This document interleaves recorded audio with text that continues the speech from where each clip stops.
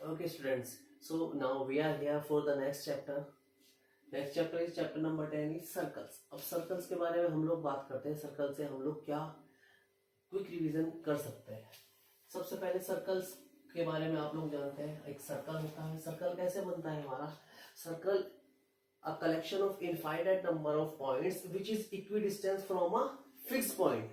That means क्या बताया हमने? एक इनफाइनाइट नंबर, इनफाइनाइट पॉइंट्स का कलेक्शन, और जो कि ये सारे के सारे पॉइंट क्या एक फिक्स्ड पॉइंट्स है.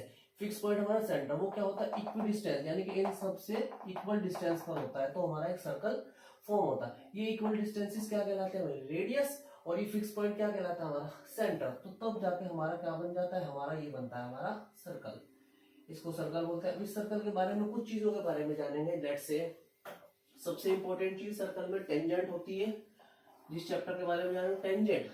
टेंजेंट क्या होती है? Tangent is a line which passes through a only one point. आप कह सकते हैं टेंजेंट क्या होती है? एक लाइन होती है, ठीक है, जो सर्कल पर केवल एक पॉइंट पर इंटरसेक्ट करती है, दिस वन. तो इसको हम लोग टेंजेंट बोल सकते हैं.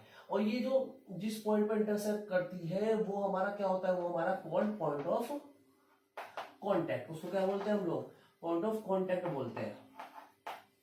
ये टेंजेंट हो गई हमारी. फिर बात करते हैं हम लोग सीकेंट की.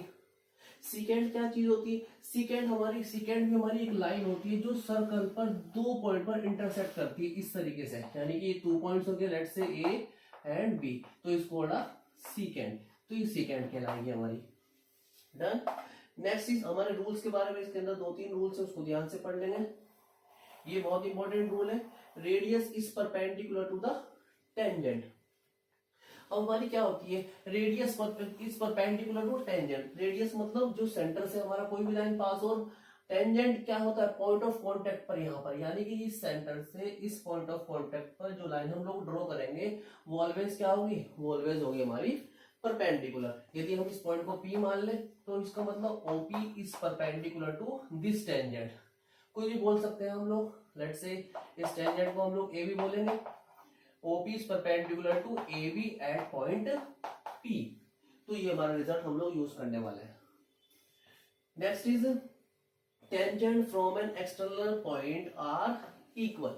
अब ध्यान से देखिए, कोई अगर एक्सटर्नल पॉइंट होगा तो उससे केवल हम लोग दो टेंजेंट ड्रॉ कर सकते हैं. केवल सपोज करो ये एक्सटर्नल पॉइंट है सर्कल का.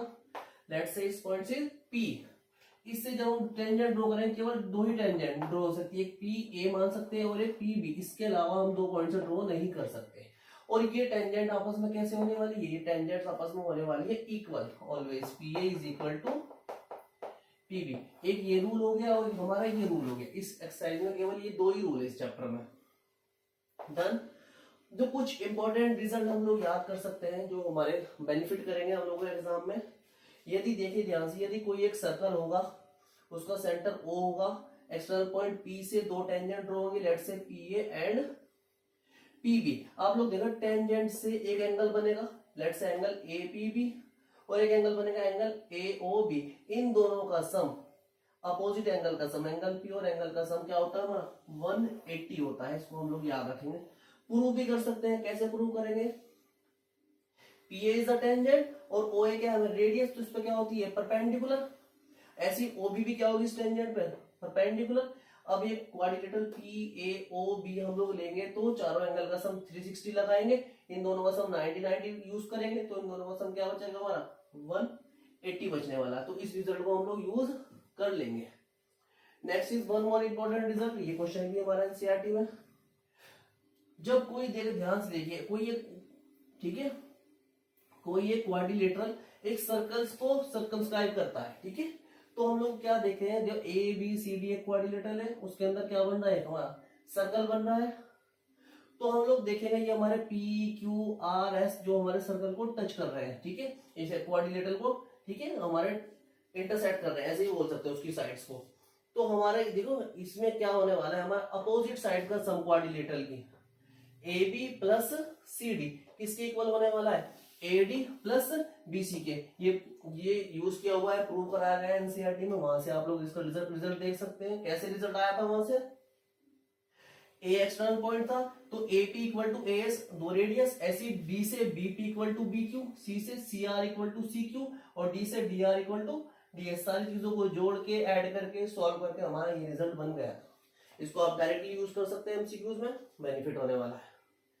मोस्ट इंपॉर्टेंट आप बोल सकते हो जो एनसीईआरटी में नहीं है, क्या है इसके अंदर, एमसीक्यू में क्वेश्चन बन जाता है कभी कभी टेंजेंट और सीकेंट। ध्यान से देखिए, ये हमारी पी टी क्या है, हमारी एक टेंजेंट है, कोई सीकेंट हो सकती है, ध्यान से उसी एक्सटर्नल पॉइंट से, लेट्स से ये पी बी हम लोग सीकेंट मानेंगे ध्यान से, और जो इसको ए और बी पॉइंट पर कट कर रही है, तो उसका रिजल्ट क्या होने वाला है, ये हमारी टेंजेंट है उसका स्क्वायर। ध्यान से देखिए भाई, टेंजेंट पीटी हमारी टेंजेंट, टेंजेंट का स्क्वायर किसके इक्वल होने वाला है, उस सीकेंट के पी बी और इंटू जो हमारा एक्सटर्नल पार्ट है पी ए, यानी कि पी ए इंटू और फुल सीकेंट के इक्वल होने वाला है।